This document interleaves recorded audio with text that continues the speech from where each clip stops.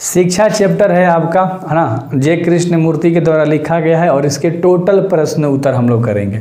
सबसे पहला सवाल है, शिक्षा क्या है, अर्थ है, मतलब शिक्षा का क्या अर्थ है एवं इसके क्या कार्य हैं।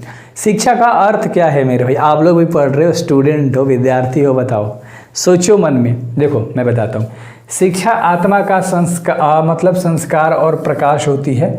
वह लोगों के निर्मिकता और स्वतंत्रता पैदा करती है, यानी कि इंसान निर्मित होता है, बिल्कुल आज़ाद होता है। अगर किसी के पास नॉलेज है तो बिल्कुल वो आज़ाद महसूस करता है, ठीक है।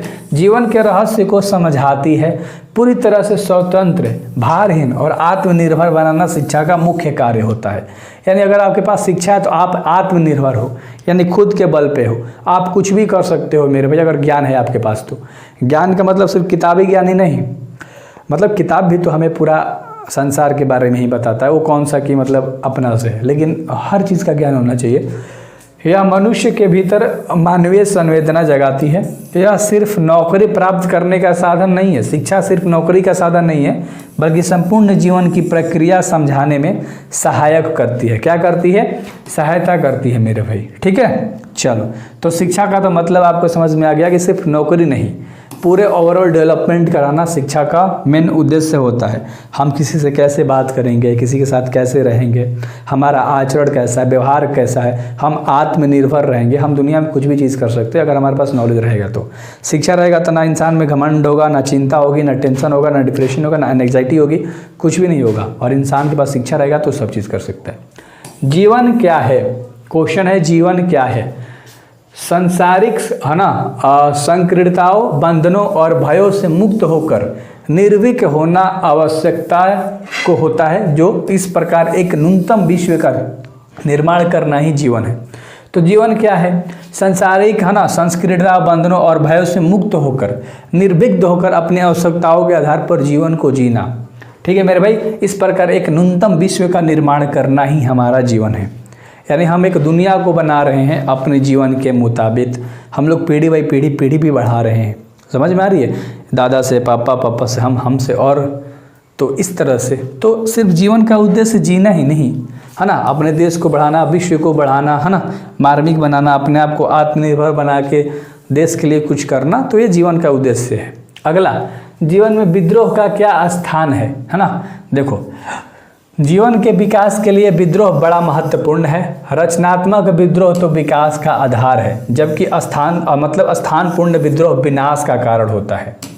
हमें रचनात्मक विद्रोह करना चाहिए, जैसे गलित परंपरा, है ना, और पर मान्यताओं के प्रति विद्रोह करने से समाज में नव निर्माण होगा, है ना। स्वार्थहीन के लिए विद्रोह करने पर विश्व युद्ध जैसी विनाश स्थिति पैदा हो जाएगी। अगर मान लो आप विद्रोह कर रहे हो, है ना, विश्व विद्रोह कर रहे हो, एक देश दूसरे देश से लड़ रहा है, तो भाई विनाश आना निश्चित है ना। ये धरती खत्म हो जाएगी भाई, जब देश देश लड़ने लगेंगे, विश्व युद्ध होने लगेगा, तो वही चीज़ बोल रहे हैं, है ना। ये विनाश स्थिति पैदा कर सकती है। अगला सवाल कर रहे हैं कि जहाँ भय है वहाँ मेघा नहीं हो सकती है, क्यों? जहाँ भय है वहाँ मेघा नहीं हो सकती है, क्यों? तो महत्वाकांक्षा से चिंता या भय की उत्पत्ति होती है, अतः भय पर रहने पर महत्वाकांक्षा जो होती है बनी रहती है। जो महत्वाकांक्षाएं होती है, जो अपना सोच होता है, जो अपनी राय होती है, वो बनी रहती है। ऐसी स्थिति में निर्भीकता और स्वतंत्रता की स्थिति होती है, जब ठीक इसके बाद विपरीत भय में अस्पष्टता और जटिलता होती है। भय और मेघा दोनों एक दूसरे में विपरीत हैं। भय और मेघा बिल्कुल एक दूसरे के विपरीत है, यानी उल्टा है मेरे भाई। और आपने समझा कि क्यों है, ठीक है ना। कुछ भी नहीं है यार, है ना, सारी चीज़ें बस आप सुनोगे, आपको सारी चीज़ें समझ में आएंगी। हिंदी बहुत स्मूथ तरीके से आप पढ़ सकते हो, प्लेलिस्ट का इस्तेमाल करोगे तो हिंदी अच्छे से पढ़ा रखा है। न्यूनतम विश्व निर्माण कैसे हो सकता है? ध्यान से देखो, सत्य की खोज और निर्भीकता, स्वतंत्र अर्थात वास्तविक जीवन मूल्य की स्थापना से न्यूनतम विश्व की स्थापना हो सकती है। याद रखना, पूछ सकता है ऑब्जेक्टिव में। तो स्वतंत्र अर्थात वास्तविक जीवन मूल्य की स्थापना से न्यूनतम विश्व की स्थापना हो सकती है। प्रेम, दया, ममता, भाईचारा आदि की स्थापना वास्तविक शिक्षा के माध्यम से संभव है। अगर आपके पास एक शिक्षा है तो आप भाईचारा बना सकते हो, प्रेम, दया, करुणा, ये सारे आपके अंदर रहेंगे। एक जिसके पास शिक्षा नहीं होता है ना, अनपढ़ इंसान होता है ना, कुछ भी बोल देता है किसी को, समझ रहे हो? तो शिक्षा कितना इम्पोर्टेंट है। इसी से आपकी वैर या महत्वाकांक्षा समाप्त होती है, फिर न्यूनतम का निर्माण होता है।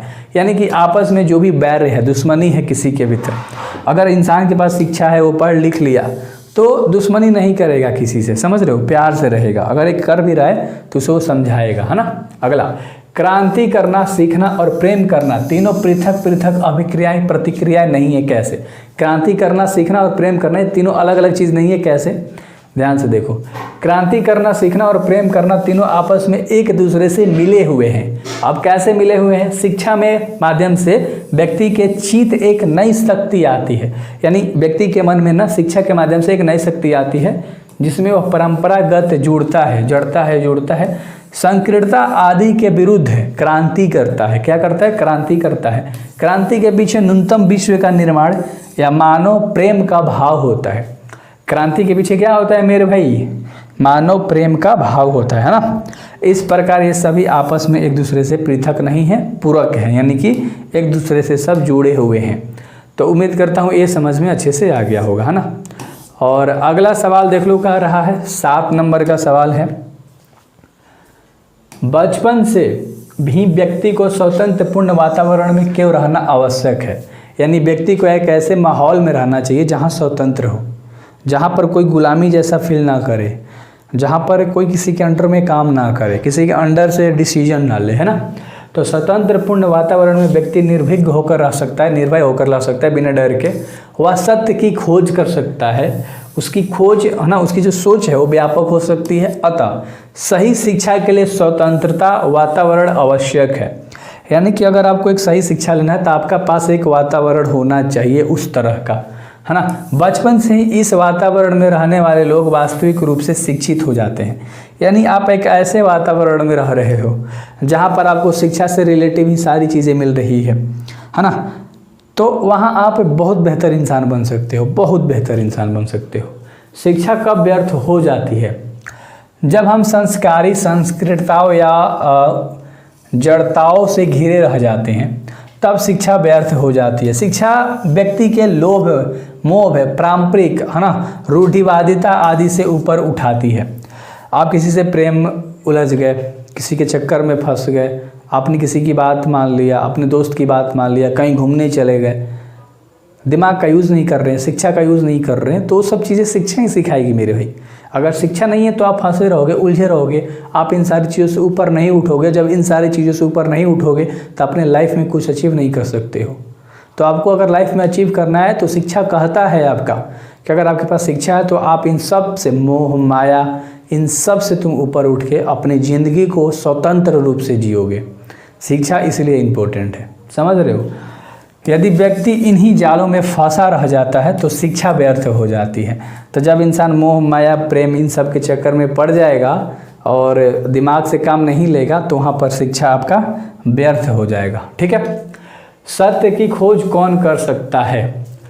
वास्तविक शिक्षा प्राप्त करने वाला सत्य की खोज कर सकता है। यानी कि जो इंसान सच में शिक्षा को प्राप्त किया है, समझा है शिक्षा को, वो वास्तविकता की खोज कर सकता है मेरे भाई, ठीक ना। अर्थात पारंपरिक जड़ता या संकीर्णता से ऊपर उठकर स्वतंत्र और निर्भीक जीवन जीता है, वह सत्य की खोज कर सकता है। इसके लिए विद्रोह करने से पीछे नहीं हटता है। अगर इंसान को लगे कि कुछ चीज़ गलत है तो अपनी शिक्षा का वहाँ इस्तेमाल करता है और उस चीज़ से लड़ पड़ता है ना, उसे सही साबित करने के लिए। ठीक है। हमारे लिए गुरु कब आवश्यक नहीं होते हैं?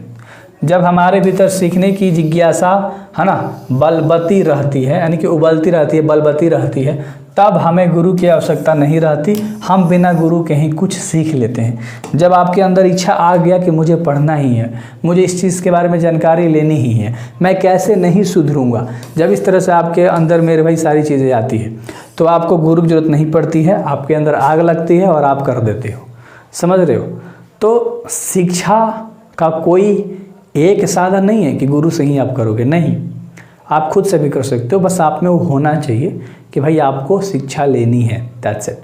तो शिक्षा आपको इन सारी चीज़ों से ऊपर उठाता है, मोह माया दया माया, ठीक है। तो ये सब चीज़ से ऊपर उठोगे सिर्फ शिक्षा, तो शिक्षा इन सब से ऊपर उठाती है। आई होप कि आपको ये वीडियो पसंद आया होगा, तो लाइक ज़रूर करना, चैनल को सब्सक्राइब जरूर करना। मिलते हैं अगले वीडियोज़ में मेरे भाई। Best of luck.